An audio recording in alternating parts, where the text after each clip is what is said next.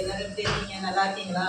இன்னைக்கு எல்லா காய்களும் நான் மொத்தமாகவே வாங்கிட்டு வந்துட்டேங்க. ஏன்னா இந்த வெயில் ஓவர் வெயிலாக இருக்குது. நம்ம அன்னன்னைக்கு போகிறது ரொம்ப கஷ்டமான ஒரு விஷயமா இருக்குது. அதனால இன்னைக்கே போயிட்டு ஒரு வாரத்துக்குள்ள காய்களும் வாங்கிட்டு வந்துட்டேன். அவங்க இதெல்லாம் நான் அதில் சுத்தம் பண்ணி வச்சாகணும். வாங்குறது பெரிய விஷயம் இல்லை, இதெல்லாம் நம்ம சுத்தம் பண்ணி வைக்கிறது தான் ரொம்ப கஷ்டமான ஒரு விஷயமா இருக்கு. இப்போ எல்லா காயும் வாங்கியாச்சு இன்னைக்கு.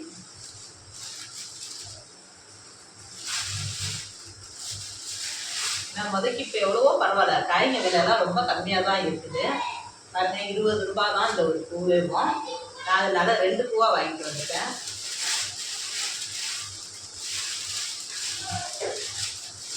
பார்த்தீங்களா, நல்ல பெரிய பூவாகவே இருக்குது. பையனுக்கு வந்து ரொம்ப பிடிக்கும் பக்கோடா போட்டு சாப்பிட்றது. அதனால தான் நான் 2ஆக வாங்கிட்டு வந்துட்டேன். ஒன்று பையனுக்கு பக்கோடா போட்டு கொடுக்கலாம், ஒன்று வந்து குருமா வைக்கிறதுக்கும் ஆகும். அதனால நான் 2ஆவே வாங்கிட்டு வந்துட்டேன். தக்காளி கூட 15 ரூபா தான் விற்குது. இப்போ எல்லா ஊர்லேயும் என்ன விலைன்னு தெரியாது, ஆனால் இங்கே விற்கிற ரேட் வந்து 15 ரூபா விற்குது தக்காளி.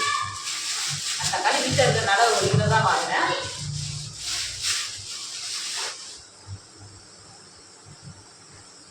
எல்லா காயும் வாங்கிட்டு வந்துட்டேன் இன்னைக்கு போயிட்டு. தம்பி இந்த கொத்தமல்லி கருவேப்பிலை எல்லாத்தையும் எடுவதில்ல, இன்னும் ஒரு நிமிஷம்.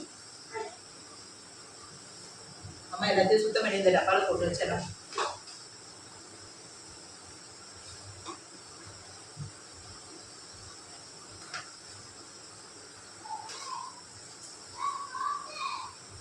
பக்கத்து கடையில் போய் வாங்க போனால் ரொம்ப கம்மியாக தராங்க, 5 ரூபாய்க்கு கொத்தமல்லி கருவேப்பிலை. அதனால தான் இன்னைக்கு வந்துட்டு இது சரிப்பட்டு வராதுன்னு தான் இன்னைக்கு நான் போய் அங்கே போய் வாங்கிட்டு வந்துட்டேன். கடத்தெருவுக்கே போயிட்டு வந்துட்டேன்.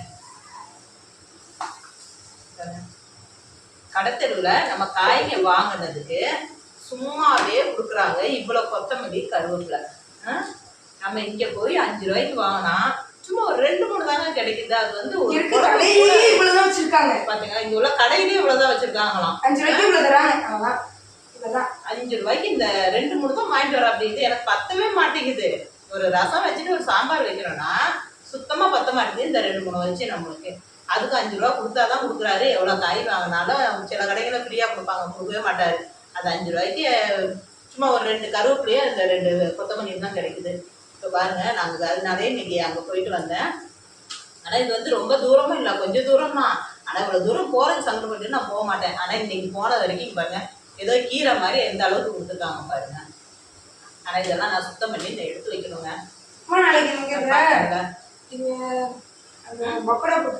இப்போதான் நான் சொன்னேன், இன்னைக்கு எப்படி கேட்பேன்னு அம்மாவுக்கு தெரியும். நான் சொன்னேன் பார்த்தீங்களா, உடனே பக்கோடா போட்டு கொடுங்க அப்படின்றாரு.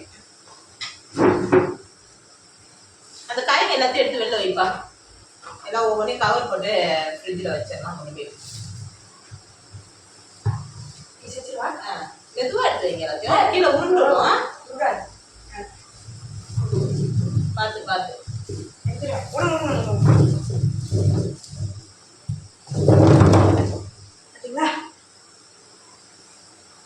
ஒரு வாரத்துக்கு காய் வாங்க வேண்டிய வேலை இல்லை நம்மளுக்கு.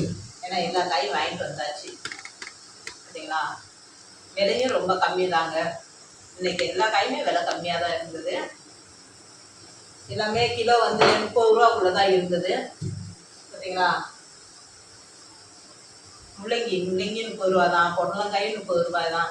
நம்ம இதே இங்கே பக்கத்து கடையில் வாங்கினா 50 ரூபா 60 ரூபாய்க்கு கம்மியாக கொடுக்கவே மாட்டேன்றாங்க. இன்னைக்கு நானும் என் பையனுக்கு போய் எல்லாம் வாங்கிட்டு வந்துட்டோம். இதெல்லாம் சுத்தம் பண்ணி எடுத்து வைக்கணும். Bye.